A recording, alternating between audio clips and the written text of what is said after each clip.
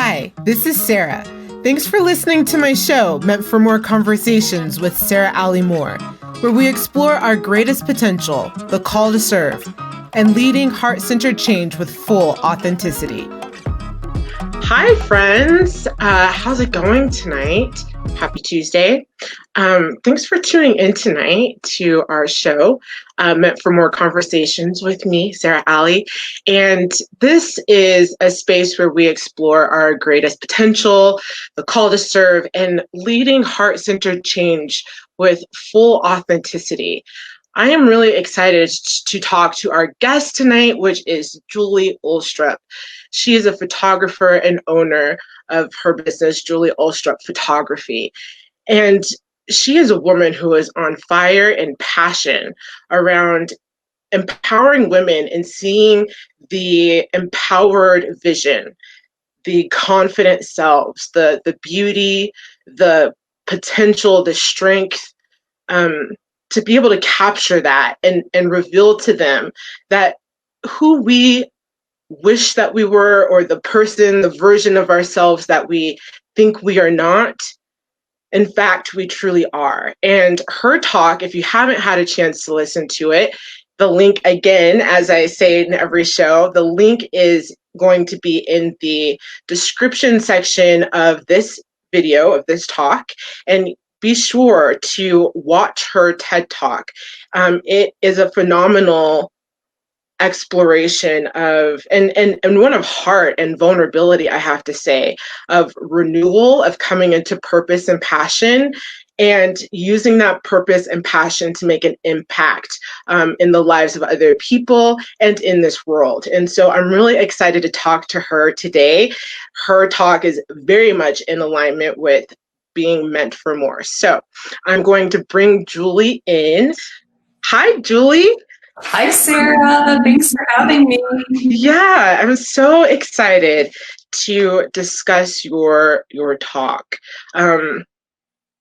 Very phenomenal storytelling, sharing the stories of these women and the renewed sense of seeing themselves and the passion of the work that you do. How does it feel to have come through and done this TEDx talk? How does that feel? At the end of my talk, and if you've seen my talk, and I know you have, Sarah, but you really, I've had a lot of really cool experiences in my life. And this doing a TED Talk was one of the top 5 easily. And I felt like I wanted to just give a big fist pump, and I probably did. So it felt fantastic. Oh, that's so wonderful. Yeah, it's coming through that. It's sort of like, wow, we just did that, right? Yeah. And we talked earlier, but I mean, what a phenomenal group of women that we got to be a part of this amazing event and just share our hearts and our passions with so many other awesome women at this incredible event, this opportunity. Let me know about your talk. Why this talk now? Where did this come from? The talk is something that I've been thinking about and processing for a while. Since I walked on the Camino De Santiago and had this big transformation in my life, I thought this is as good a time as any to share this, to share the idea of really standing up and being seen. Mm-hmm. And giving a TED Talk, there's a parallel to that, because giving a TED Talk is standing up and being seen, of course, but also really being heard. And it just feels like our country and our world, all of us need to really shine brightly in our passion and purpose and be who we're meant to be so that we can share those gifts with the world. It just seems like the exact perfect time to do that. I couldn't agree more. I definitely get a sense that right now, coming through 2020, it was because it was so transformational, because it made us look at the world, at our lives, at our totally through everybody's routines upside down, it was an opportunity to really discover and connect to your community, your family, yourself in ways that you maybe hadn't done before. And so, yeah, we are definitely in this pinnacle time of expanding with probably new vision or a renewed sense maybe of knowing more what we actually want, right? And in your talk, I thought it was really amazing that you had gone through this challenge in your life and you find yourself on the Camino de Santiago. Mm-hmm. And you had a very mystical experience that just lit you up with a fire to step forward in your life in a new way. Let me know. Tell me more about coming to the Camino de Santiago and why that pilgrimage for you. As I shared with you earlier, I was living in Spain for 6 months. I had taken a sabbatical. I worked as a high school counselor, and the school that I worked at had a large Spanish-speaking population. And this email came across my desk, and I applied right away that I wanted to go live in Spain and learn Spanish. I come from an international family. My dad immigrated to the US, and I always have wanted to live overseas. And so, in fact, I also had applied for a job in Venezuela. So, and this, wow. Yeah, and this is what happened. I ended up having a sabbatical and living in southern Spain and finding out some information about the Camino de Santiago when I lived there. It wasn't one of those lifelong passions or anything that I had wanted to do, but I decided the last month that I was there that I wanted to walk the Camino de Santiago.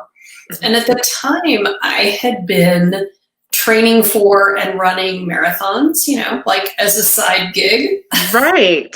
And I thought, well, I will walk 26 miles a day, 40 kilometers, because that's a marathon. I'm like, I can do that. And I'll walk the whole thing and it'll be great. I'll walk not the whole thing, but from the French-Spanish border to Compostela de Santiago. Yeah. And I started in the morning in Saint-Jean-Pied-de-Port on the French-Spanish border. And I felt like Belle from Beauty and the Beast because it looks like that little town. And I have a million stories about the people I met from all over the world. And I met some people that morning who are still friends of mine today. Anyway, so I started walking and walked over the Pyrenees the very first day. And I was like, oh yeah, no, I am not walking 40 kilometers a day. I'm going to make this an experience. I'm going to enjoy it. I'm going to walk. I'm going to have whatever's going to happen is going to happen. I took a bus in the middle so that I got back to Compostela de Santiago and caught my flight to Madrid and then back to the US. So that's a little bit about getting there. That's kind of how I got there. Yeah. So I found it really interesting as you were saying to me about how you went into, I'm going to go down this pilgrimage. I'm going to, do this many kilometers every day. You had this idea on how it was going to be. You were just going to go through it. And when you actually found yourself in the midst of the experience, you shifted and surrendered to just enjoying the experience, just enjoying and taking in the journey.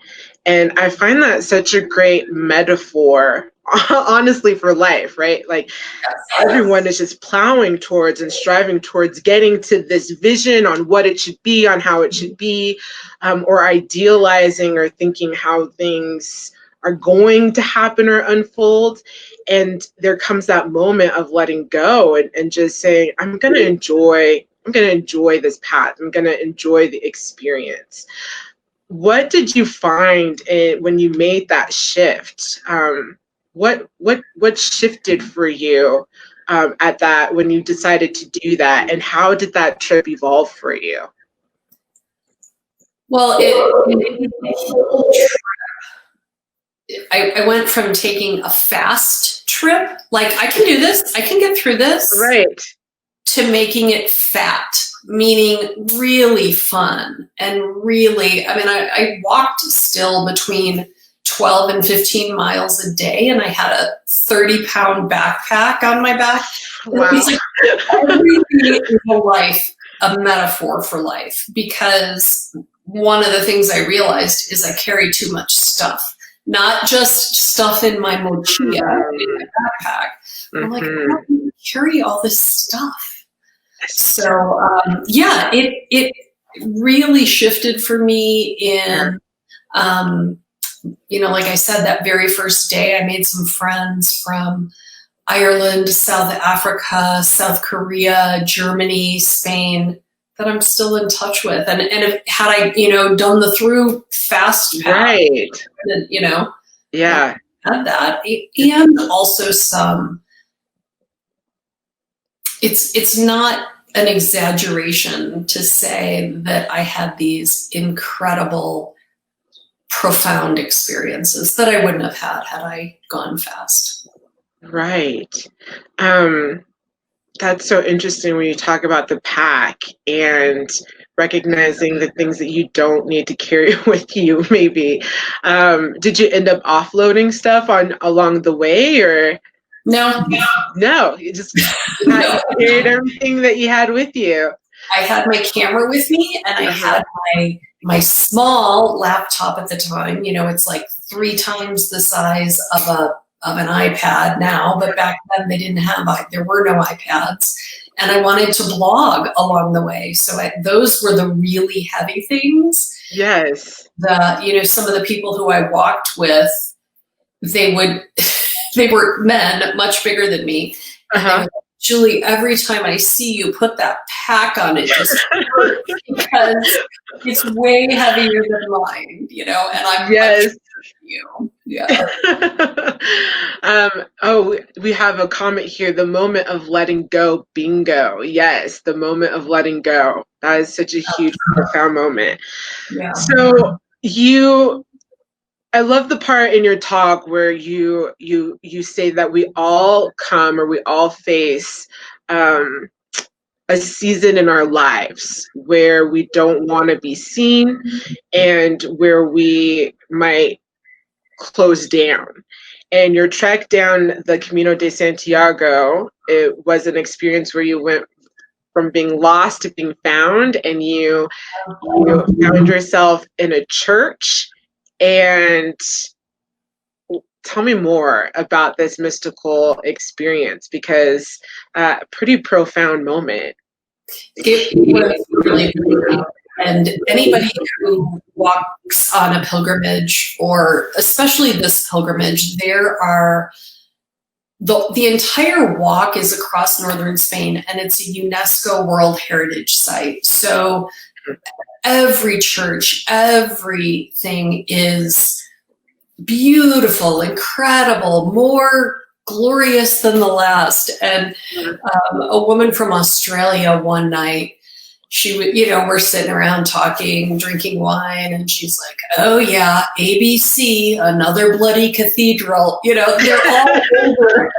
You know, they're all older than the United States, these buildings. And so the church that I was in this specific evening was a very tiny, nondescript, probably had been a pagan temple that was taken over, I don't know when, you know, sometime during early Christianity, or, near when the Camino was, people started pilgrimage on it.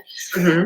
And it was actually not a priest who offered to do the Mass for us. It was the owner of the albergue. And an albergue is like it's like an Airbnb, but they're kind of state sponsored. And anyway, so it was the owner of an albergue, and he asked if we wanted to have a pilgrim's Mass. And I was the only person there who spoke Spanish and English. He only spoke Spanish. There was a German man, a man from South Korea, a man from England, myself. Maybe that was it. Maybe there was one more. And so I asked everybody, he asked me, would you like to have a pilgrim's Mass? And I wanted to, but I asked everybody else, and everybody else said yes. And so we walked down this little path to this church that looks like something, out of my world geography class in high school. It's just this like tiny little, it looked like it was cement temple. And I'm sitting in there, and I'm cold, and I'm tired, and I'm hungry, and I'm just, letting the words wash over me that the albergue owner / priest, who, has permission from the local priest, is speaking. And I hear this beautiful, beautiful voice, singing this incredible song. And it was Amazing Grace, how sweet the sound to save a wretch like me. And I just started to cry, and it was beautiful. It was so beautiful, and I was so overwhelmed. I had walked probably 12 miles that day. I had been on the Camino probably for about a week. It was just a beautiful, beautiful experience. And I took it all in.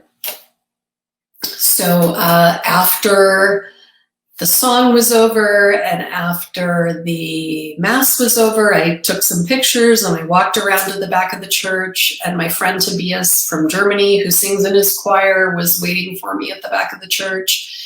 And I said, "Oh, thank you for singing Amazing Grace, Tobias. It was so beautiful."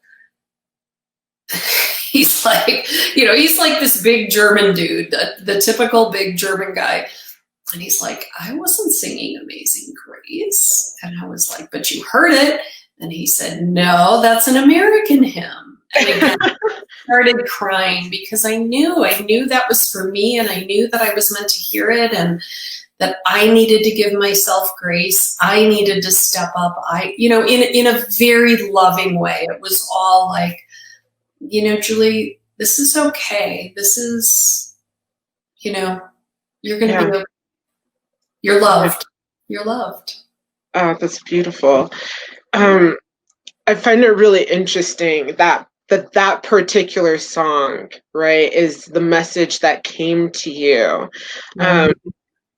Because it is that song about being lost, right, and then being found. Yeah. And amidst that experience is really discovering grace. And it's just interesting because what takes us in our lives into these moments in our life where we're feeling lost.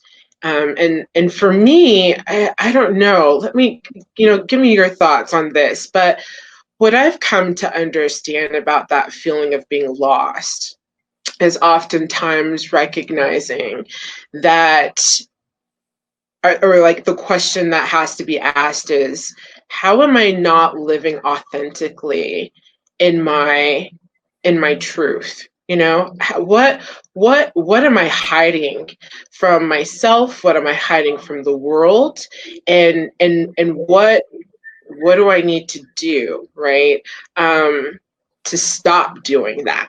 That's the found part. And so often it's that being lost part is like waiting for something to come in, but really it's really you finding yourself, that self-discovery part. What do you think?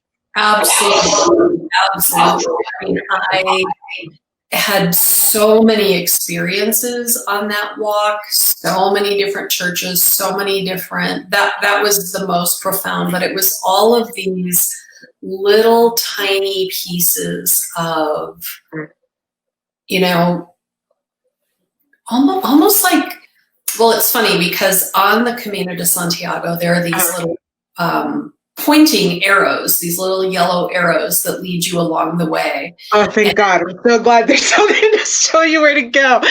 Yeah. So getting physically lost is not easy to do. You don't get lost like that on the Camino. That's good. Yeah. So, but it felt like for me, really, over the course of the 6 months that I lived in Spain, and then that 1 month walking on the Camino de Santiago, again, another metaphor, just walking towards who I'm supposed to be, what I'm supposed to do, what's my purpose, what's my passion, and how do I do that? And I think even like in a big, in a bigger picture, that's what we're doing all the time. Yeah. You know, how am I going to shine? How am I going to continue to shine? How am I going to share that with the world? How am I going to know that in myself? Yes. Yeah. Yeah. That, the being lost, right? We talked about earlier coming into dark night of the soul and coming through that experience. What advice would you offer to someone who is going through their own dark night, and how they might discover renewed power to be seen again? Because you're so right in that so often when we're going through those seasons in our lives, we often don't want to be seen. And so what advice would you give to people going through a hard situation like that in their lives and opening themselves to being able to be seen again? Well, I think there are a lot of ways to do that. And I think each of us knows what we need to do and how to do that. For me, I have mentioned that I had run, in one year I ran 3 marathons. So it was like moving was hard. And then walking on the Camino de Santiago, walking 12 to 15 miles a day, there was movement in that, but there was stillness. And the stillness was for me to get out of my own head and to get out of my own way. And that let my inner light shine, and it let me see what I was meant for, the more that I was meant for. That's beautiful. Yeah, discovering that inner light, the getting out of your own way. You're right in that we all know. When we come to those moments, we know. I guess the question is, are you ready to be honest, right? Are you ready to sit in and do the truth work, right? Of having to get really honest. I personally, I know the dark night of the soul very well, and it's definitely a coming to truth in ways that you may not, ways you've been refusing to do so. But isn't it so true that once you are coming to that pure honesty, you really do discover grace on the other side of that.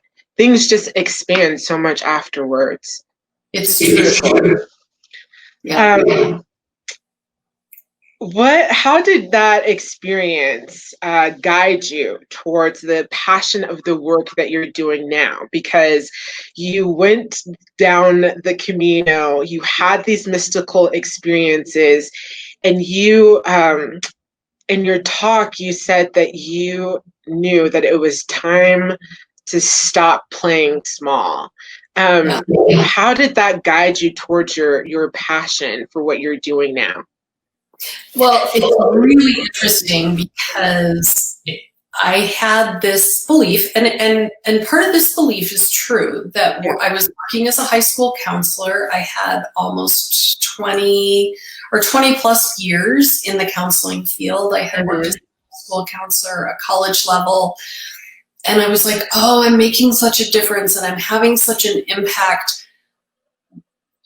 I can't even imagine finding something else that I'd be able to have this much impact and to be able to share with people in a way that's really powerful and really profound. And so I started my photography business when I came home from the Camino De Santiago, and did that kind of part-time. And then in 2017, I started full-time, full-on, like, I'm going to go and I am going to make this work. And what I realized, and it's funny too, because when I started my business, I didn't want to tell people that I used to be a school counselor, because I was like, that's weird. It's not like I was an art teacher, or I thought I kind of had like imposter syndrome, like, oh, what's she doing in my mind? Of course, in my mind, right? Uh-huh. And then what I've realized is that my experience in sitting with people and listening to people and knowing that we have these dark nights and that we have hard times that we go through, that to be seen is one of the most powerful experiences that we can experience as humans. Mm-hmm.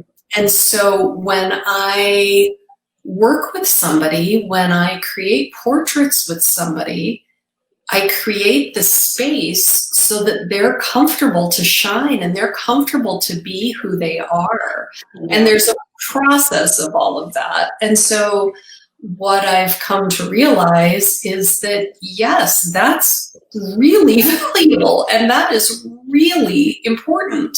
Yes. Because we all go through times that are hard and we don't see ourselves as we are. And as someone being photographed, trusting a person enough to say, I want you to see me and I want you to show me who I am. Please show me who I am. It's such an honor for me. I can't even imagine the genuine, I don't know, like the fulfillment, that comes from helping someone else see the beauty of themselves, because it's such a moment to behold and to be a part of, right? And, and that has really been a lot of the work that you've done. I mean, you had 28 years in counseling and working with, young people and, and helping to hold that space, along with your passion of photography, which you said since you were a kid, right? Since you were very young, had this passion for photography. Mm-hmm. So it's just always something you really carried in you. Absolutely. And I know it's absolutely what I'm supposed to be doing. We talked earlier, Sarah, and I used to have one of those little Kodak Instamatic cameras that had a square flash bulb on the top. And, if I would take a picture, it would like pop, kind of like you see in a Bugs Bunny cartoon, but it would pop and it would like smoke would come up and it would have this really rancid smell. And then the little cube would turn and turn. Hilarious. And I would drop off the film at Walgreens and, pick up my pictures a week later. That was my thing when I was 8. Oh, that's amazing. Yeah. Charles has a question here that I think is really great. When did you realize you could help people see themselves through portraiture? How soon after deciding to go for it? And we talked a little bit about that earlier, but let people know. Yeah, it was pretty soon after. So between the 8-year-old with the Kodak Instamatic, I took every class in high school that I could with photography. I had a brilliant teacher who taught at the Art Institute of Chicago. Took classes. So I've had a lot of photography experience. So it wasn't like, oh, I never picked up a camera. It had been, photography had been a passion of mine for a very long time.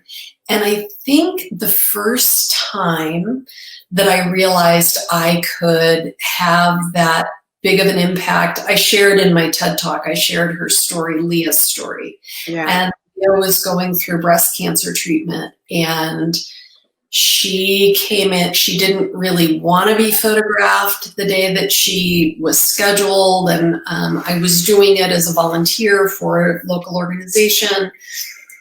And she brought in her dogs, and she has service dogs. We changed up the way that we were going to do her shoot because the weather wasn't great. She had wanted to photograph the dogs outside, all of these kind of things.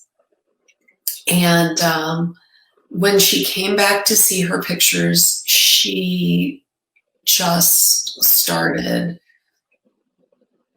to cry. And she said, I can't believe this is me. I can't believe she's like, can I have all of them? And I said, yeah.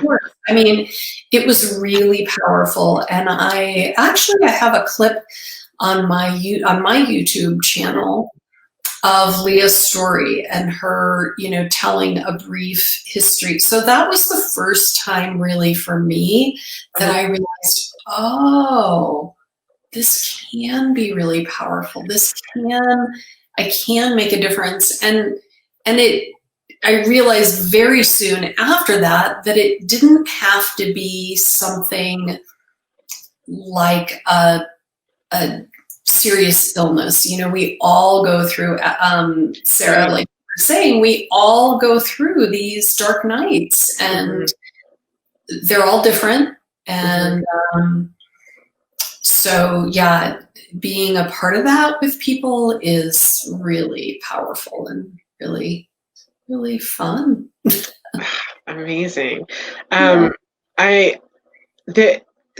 I love the story about the woman who had all of these accomplishments. She was a classical pianist, martial artist, black belt, businesswoman, and she came to you and said that she was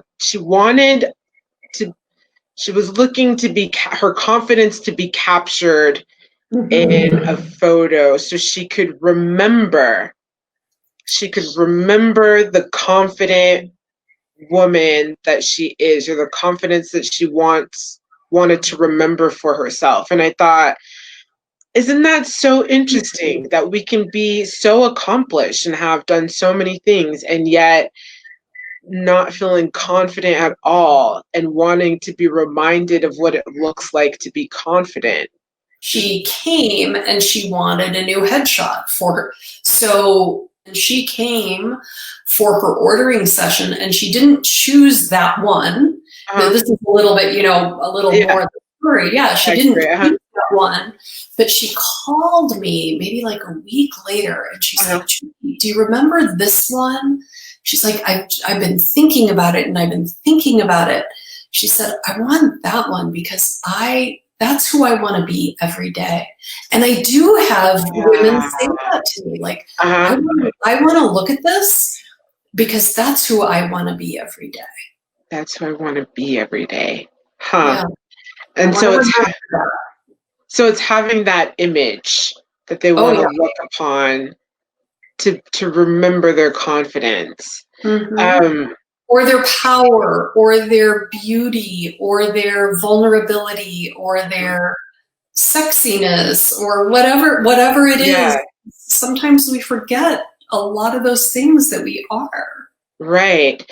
When we talked earlier about those self-defeating beliefs, and the self-defeating beliefs that you had to work through to really dive in and make make this business, expand this passion into, what you want to do with your life and what you're doing now.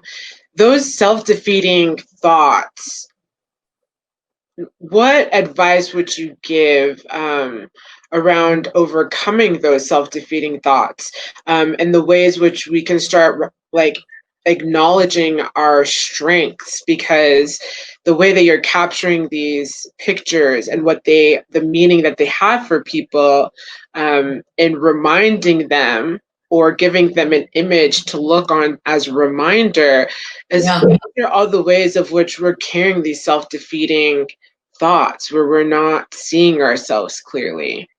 Absolutely. Yeah. And there's the visual part, there's the visual.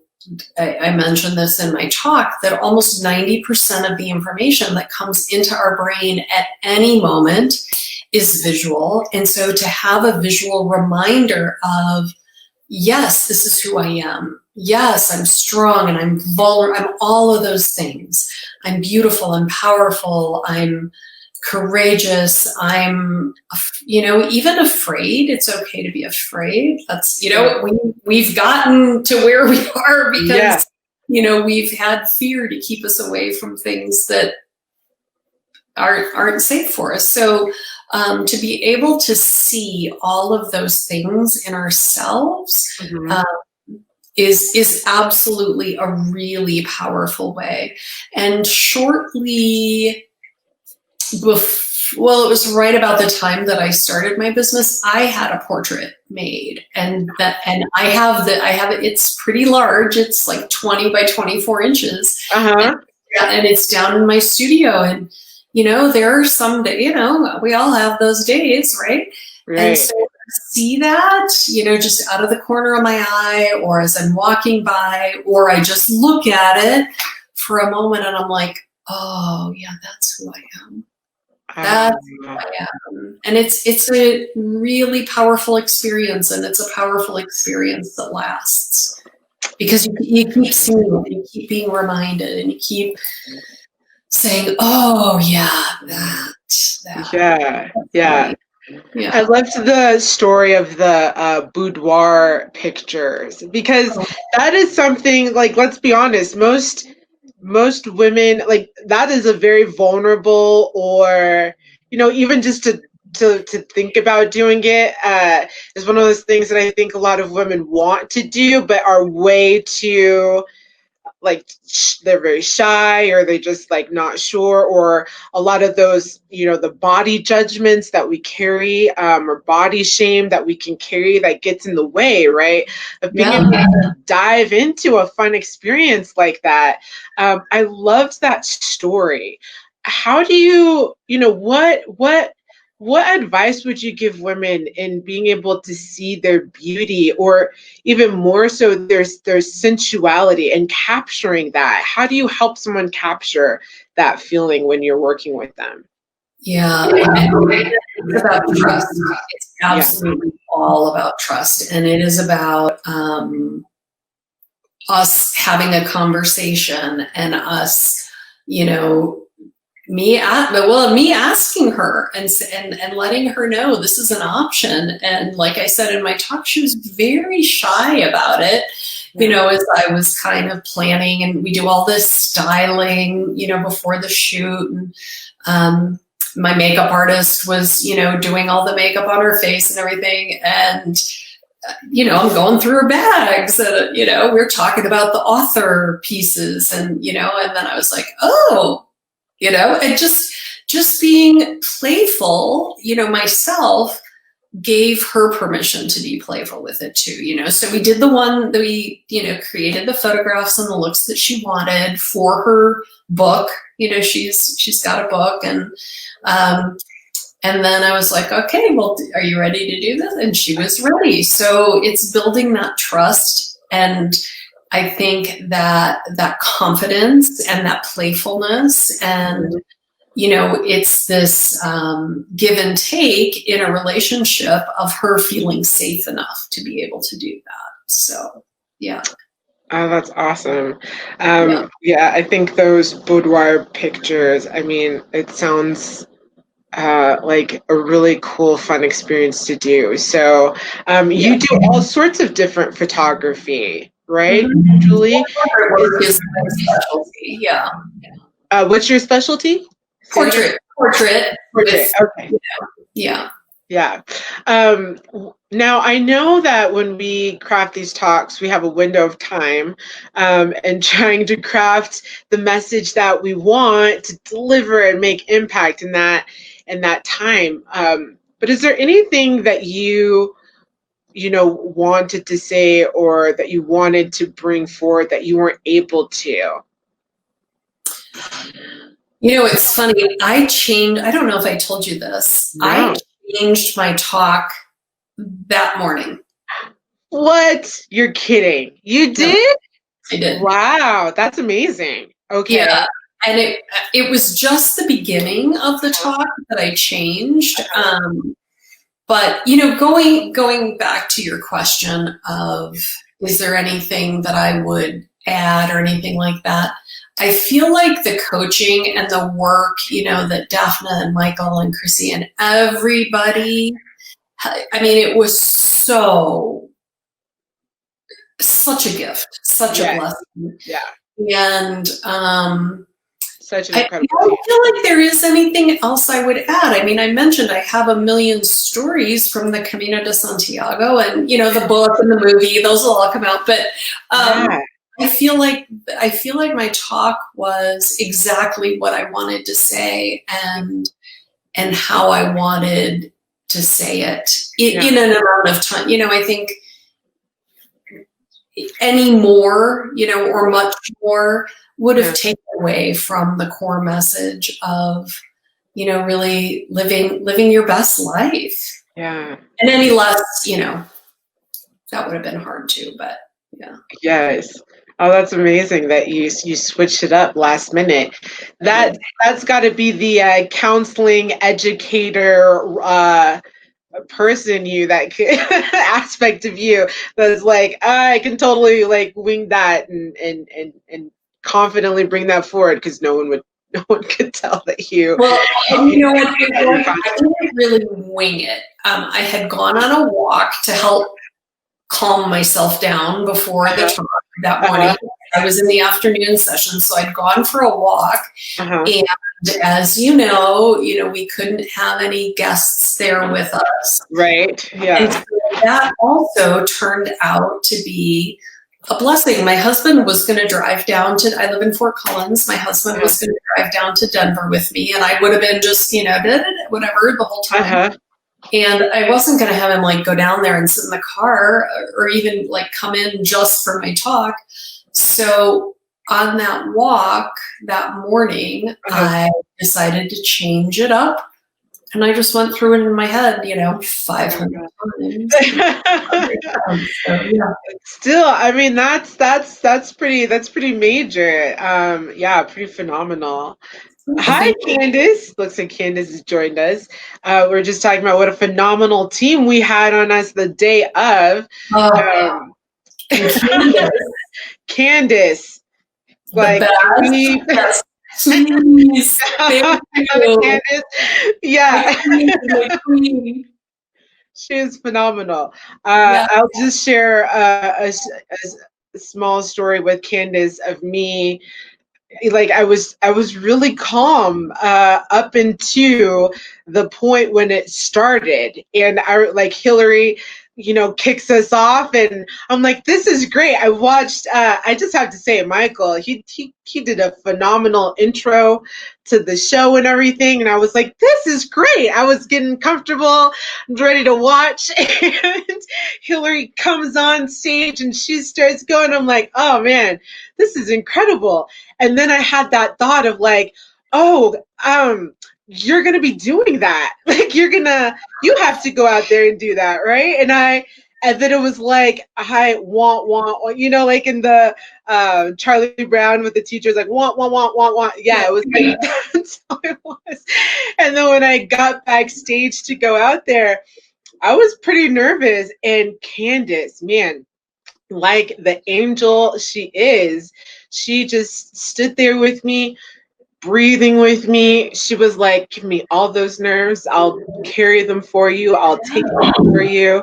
Don't even worry about it. She was so wonderful. And I think with us not having people there, right, we didn't get to have the support of our loved ones, of our support teams that would be there for us. And I just have to say, like, Candace, along with, you know, Michael and Daphne and Christy, I mean, they just held all that support. So love you lots, Candace. It's just phenomenal. Love you so much. Yeah. Yes.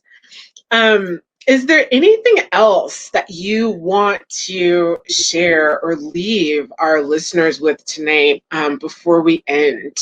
Anything you want to really push home or leave with people about your talk, or like living on purpose and passion, and coming to see your power? Anything on your heart? Well, I feel like it's such a, like, if you're not going to live the life that you're destined to live, Yeah, who will? You know, who's going to do it? It's up to you, and to say and to be, you know, to be seen, like I said earlier, you know, to be seen and say, I am here. yeah. You know, I am here, whether it is with your voice in a TED Talk, whether it's, you know, launching a business and having your photograph out there, whether it's, you know, doing this and, you know, sharing our voice and our image.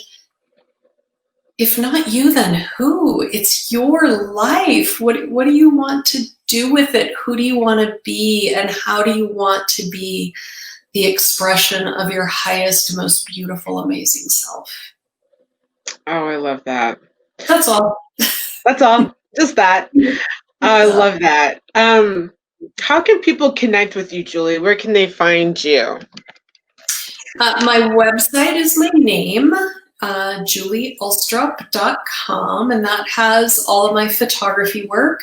Also, I'm on Facebook as Julie Ulstrup and Julie Ulstrup Photography.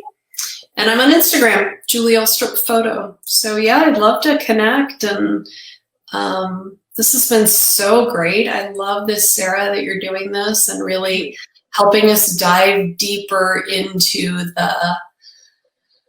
the beauty of all that we have to share. Yes, yes. It's really my pleasure. I enjoy getting to know each and every single one of you and diving into your talks and exploring them further. I just love it. Charles, thank you so much for joining. So Charles is a good friend of mine. He's a New York photographer. And Nice. When you talk about, you know, people, you know, as a photographer, making people feel comfortable and building that trust, like Charles is a pro at that. He's so good. And I personally can say that I have had the experiences like the women that you talked about in your TED Talk with Charles. I mean, I don't think I ever felt so amazing. And it takes a special kind of energy, care, passion, support. And I just have to say that you just exude all of that, Julie. So I really loved hearing your talk and sharing the stories of these women coming into their power and helping them see themselves in a way and capturing that, because we do need that. You're 100% right. We do need to have those images of ourselves to remind us on those days when we are feeling like we don't want to be seen, or when we're feeling like an imposter, that imposter syndrome that comes up, right? It's like, none of that's true. We have to get rid of those self-defeating beliefs and find our way back to the truth. And so what a perfect what a perfect art, right? Photography and being able to help people come into their power like that, Julie. So it was wonderful to talk with you tonight, and I really appreciate you for spending your evening with me and our listeners tonight. Everyone, thank you so much for joining us, and have a wonderful rest of the week. Our next show is going to be with Nikki. I'm really excited to talk to her about dismantling mental health and the stigmas around mental health. And so that's going to be a really great talk, especially, again, these talks they speak to the time we're in right now. So it's so great. So thanks so much, Julie, and have a good night, everyone.